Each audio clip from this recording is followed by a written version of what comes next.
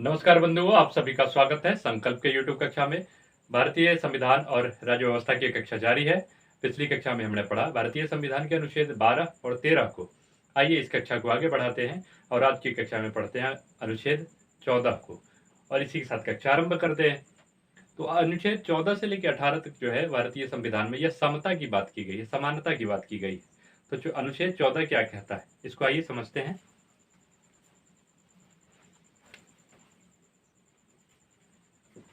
अनुच्छेद 14 इसमें कहता है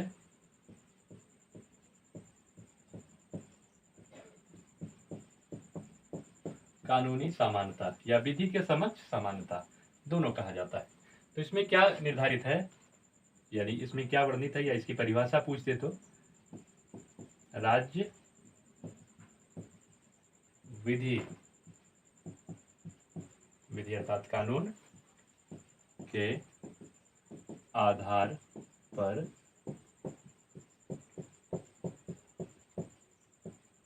किसी भी व्यक्ति के साथ कोई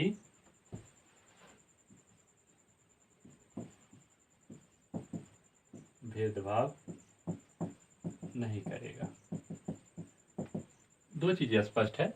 आपने अगर पिछली कक्षा हमारी देखी होगी तो उसमें स्पष्ट मैंने किया था, यहाँ राज्य अर्थात शासक से होता है। जो भी केंद्र सरकार राज्य सरकार दोनों की यहाँ पे उत्तरदायित्व है कि जो अपने नागरिक है। अच्छा, व्यक्ति और नागरिक में भी अंतर होता है। व्यक्ति जैसे आपके देश में कोई प्रवासी है, दूसरे देश से आने वाले लोग हैं जॉब के लिए या घूमने के लिए, पर्यटक के रूप में या किसी अन्य रूप में, तो वह क्या होगा, वह व्यक्ति हो गया। और जो यहाँ रह रहे हैं प्रॉपर, जिनकी जमीन है, यहाँ रह रहे हैं, वो नागरिक हुए। जैसे हम आप यहाँ के नागरिक हैं, तो व्यक्ति और नागरिक में यही अंतर है, इसे समझिएगा। तो ये क्या है, अनुच्छेद 14 में इतनी बातें कही गई। अच्छा, अनुच्छेद 14 को दो भागों में हम लोग अनुच्छेद 14, तो इसे दो भागों में बांट लेते हैं। दो भागों में बांट के पढ़ते हैं। एक क्या है, विधि के समक्ष समानता।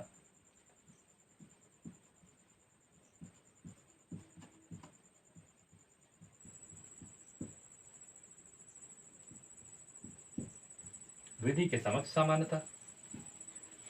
दूसरा क्या पार्ट है,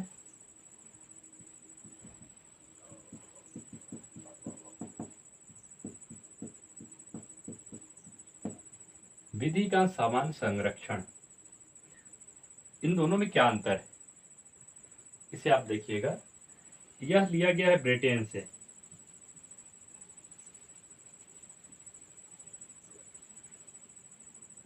और यह लिया गया है अमेरिका से।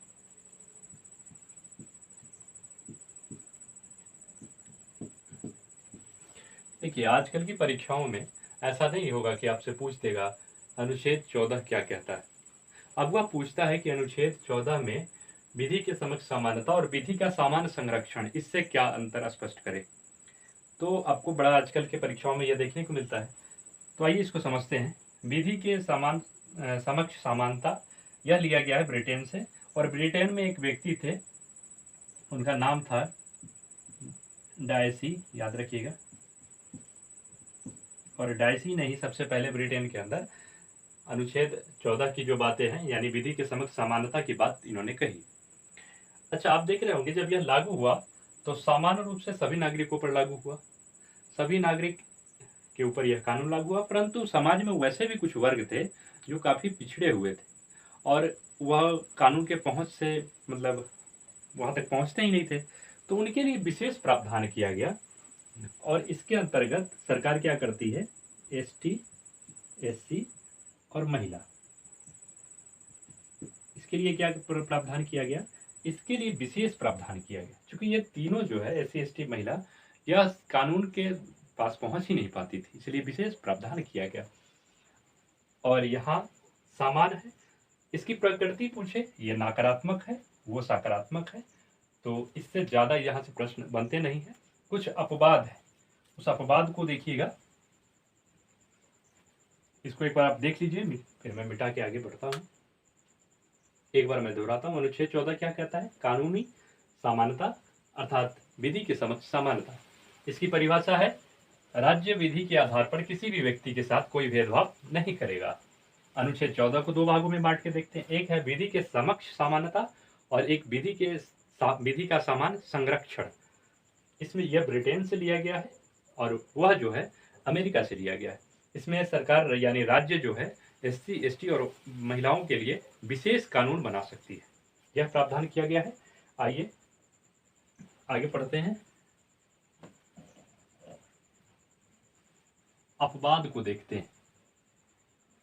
कुछ अपवाद है, जैसे राष्ट्रपति और अपने राज्यपाल, सांसद और विधायक, इन लोगों के लिए थोड़ा अलग कानून है, तो ये अपवाद में आ जाता है।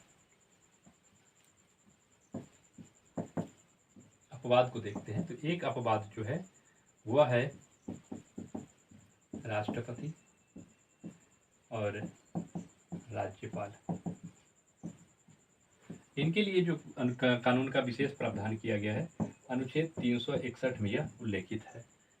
दूसरा है सांसदों के लिए, और सांसदों के लिए जो प्रावधान किया गया है यह अनुच्छेद 105 में वर्णित है। तीसरा है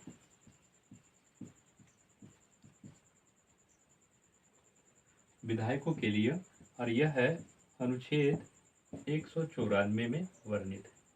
इसमें क्या होता है कि आप जब भी किसी विधायक और सांसद के खिलाफ केस आ रहा है तो उसे 2 महीने पहले बताना पड़ता है इस केस के बारे में।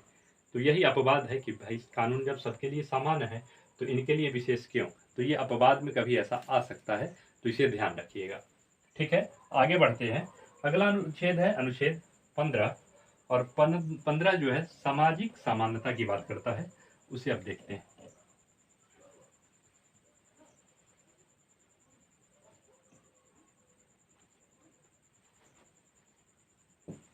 अनुच्छेद 15, इसमें क्या है, राज्य, यहाँ देख ले, पहले लिख लेते हैं, सामाजिक समानता। इसमें क्या करेगा, राज्य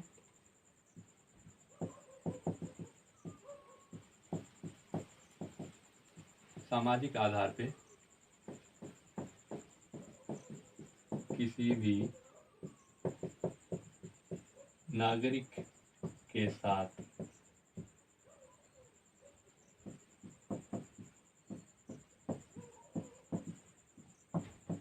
भेदभाव नहीं करेगा। ध्यान दीजिएगा, वहां हमने पहले पढ़ा कि राज्य किसी भी व्यक्ति के साथ, और यहाँ आप देख रहे होंगे राज्य किसी भी नागरिक के साथ। तो इससे स्पष्ट हुआ कि यह अधिकार विशेषकर नागरिकों को ही प्राप्त है। नागरिक के अतिरिक्त भारत के जो भी बाहर के लोग यहाँ रह रहे हैं नौकरी के लिए या किसी भी अन्य प्रकार से, उनको यह सुविधाएं नहीं दी जाएगी। तो इसमें क्या वर्णित है, इसके पहले संविधान मतलब मूल संविधान में 15 जो है, इसमें मूल संविधान में 3 खंड थे। आज की परीक्षाओं में ऐसा पूछा जाता है कि 15 के प्रथम खंड में क्या वर्णित है, तो इसे आपको बताना पड़ेगा। या आरक्षण की भी बातें कुछ आती है, वो भी आपको यहाँ से देखने को मिलता है प्रश्न। तो आइए 15 को पूरा पूरा पढ़ते हैं।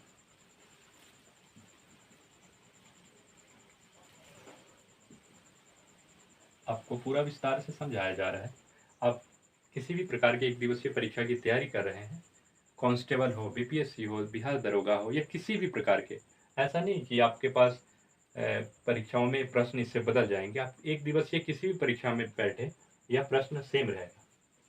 तो 15 खंड 1,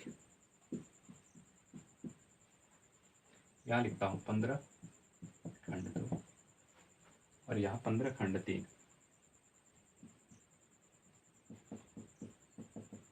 अच्छा, मैंने पहले चर्चा किया था कि मूल संविधान में कोई भी खंड होगा तो उसे इस प्रकार छोटे कोष्ठक में दिखाया जाएगा, जबकि संशोधन के बाद जब कोई होगा तो उसे हम क्या करेंगे, बड़े कोष्ठक के अंदर लिखेंगे। तो ये चीजें ध्यान रखिएगा। आप कभी कभी ऐसा ध्यान देंगे तो कुछ प्रश्न चुटकी में हल हो जाएंगे।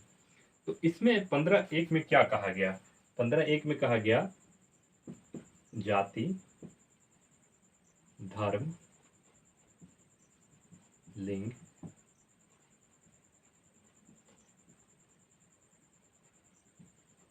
जन्म स्थान, मूल वंश।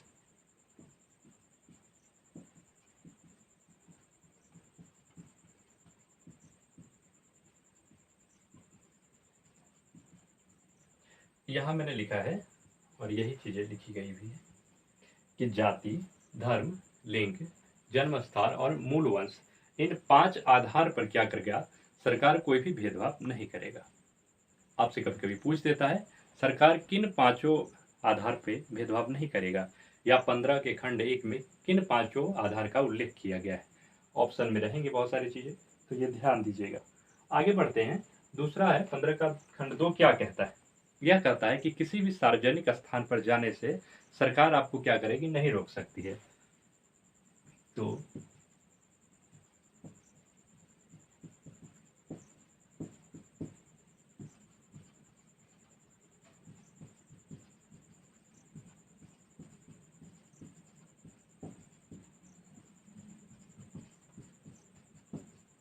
सरकार क्या करेगी, किसी भी सार्वजनिक स्थल पर प्रवेश को लेके आप पर क्या करेगी, कोई भी भेदभाव नहीं करेगी। एक चीज ध्यान रखिएगा, सार्वजनिक स्थल क्या होता है। सार्वजनिक स्थल उन जगहों को कहा जाता है जिसके निर्माण में सरकार का एक पैसा भी लगा हुआ हो। तो इस दायरे में जो आपके मंदिर है वो नहीं आते हैं, क्योंकि वो आप जब 25 से 28 के बीच पढ़ेंगे तब वो विषय आएगा, इसमें मंदिर नहीं आता है। और 3 क्या है, मतलब 15 का 3 जो है, इसमें राज्य क्या करेगी, महिलाएं और बच्चों,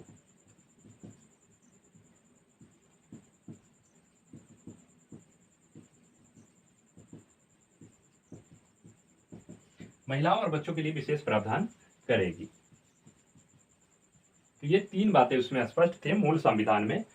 मूल संविधान में था कि 15 का खंड 1 कहता था कि जाति, धर्म, लिंग, जन्म स्थान, मूल वंश के आधार पर राज्य क्या करेगी, कोई भी सामाजिक भेदभाव नहीं करेगी।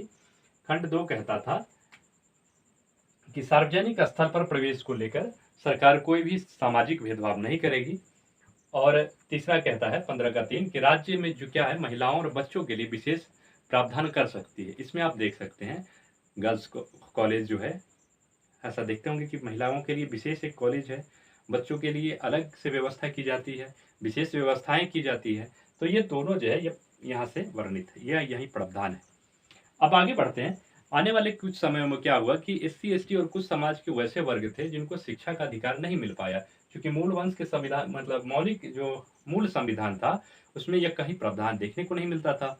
फिर कुछ विवादें आई और ऐसे एक बहुत अच्छे लोग हुए जो काफी लड़के और संघर्ष करके SC ST को यह अधिकार दिलवाया। उनका नाम था चंपाकप दोराई राजन, और यह मद्रास हाईकोर्ट से लड़ते हैं और उन्होंने SC ST को आरक्षण का प्रावधान दिलवाया, इसलिए इनका नाम याद रखिएगा, चंपाकम दोराई राजन। ठीक है, इस चीज को आगे बढ़ते हैं। तो यह मूल संविधान में था, लेकिन संविधान जब संशोधन किया गया, ठीक है, अब इसको मैं हटा दूं, एक बार आप देख लीजिए, फिर आगे बढ़ते हैं। मिटाता। तो यह मूल संविधान में था। अब मूल संविधान से ऊपर बढ़ेंगे जब संविधान संशोधन की आवश्यकता पड़ गई, क्योंकि ऐसा किसी ने चिंता किया ही नहीं था मूल संविधान में। लोगों में भ्रांतियां है। इस कारण से क्या होता है कि ऑप्शन में आता है कि आरक्षण की व्यवस्था किसने की, या सर्वप्रथम शैक्षणिक संस्थानों में या सामाजिक स्तर पे आरक्षण की बात किसने की। 3 अलग अलग ऑप्शन होते हैं और एक रहता है भीमराव अंबेडकर जी का। तो क्या है कि बच्चे सुने सुनाए उस ऑप्शन को मार के आ जाते हैं और अपना 1 नंबर गवा देते हैं, इसलिए अध्ययन आपके लिए आवश्यक है। तो यह अभी जो हम पढ़ने जा रहे हैं यह क्या है कि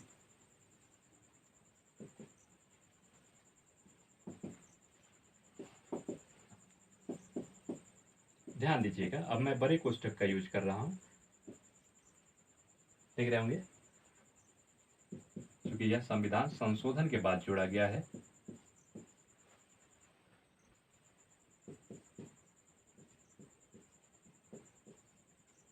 ठीक है, यह कब जोड़ा गया, तो प्रथम संशोधन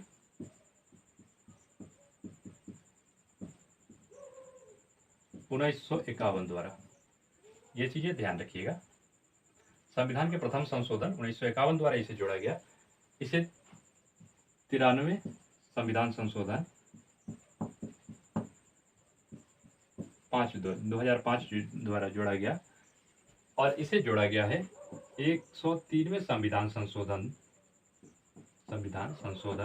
वर्ष 2019 के द्वारा। ठीक है, चीज़ों को स्पष्ट रखिएगा। मैंने पहले आंकड़ों को एक साथ लिपिबद्ध किया है। इसमें क्या व्यवस्था की गई, इसमें नाम लिख दे रहे हैं। चंपाकर दोराईराजन, इस व्यक्ति को याद रखिएगा क्योंकि इसने काफी संघर्ष किया है आपके लिए। तो Madras high court, high court छूट गया, कोर्ट मद्रास हाई कोर्ट से इन्होंने एक ये लड़ा, और इसमें यह व्यवस्था की गई कि जितने भी शैक्षिक संस्थान हैं उसमें सामाजिक समरसता को बनाने के लिए, सामाजिक समानता को बनाए रखने के लिए एक विशेष प्रावधान किया जाएगा बच्चों के नामांकन के लिए। तो यह व्यवस्था यहाँ से देखने को मिलती है।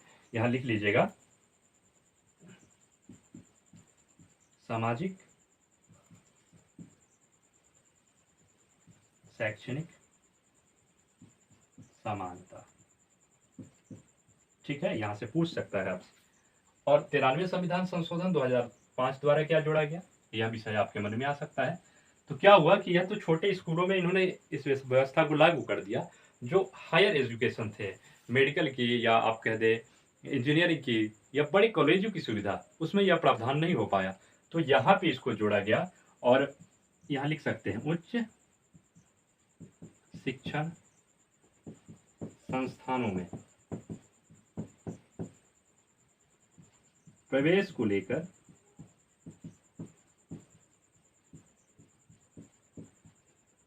सामाजिक शैक्षणिक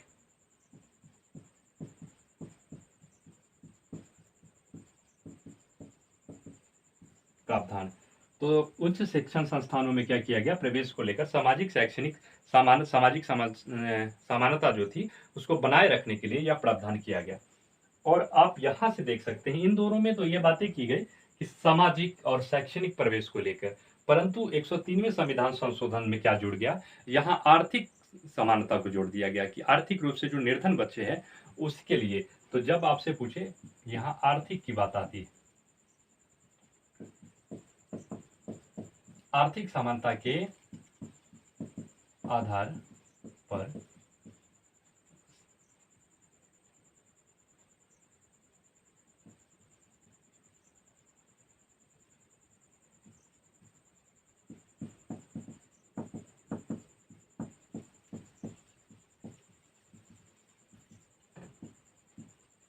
तो यहाँ जो है ये व्यवस्था की गई।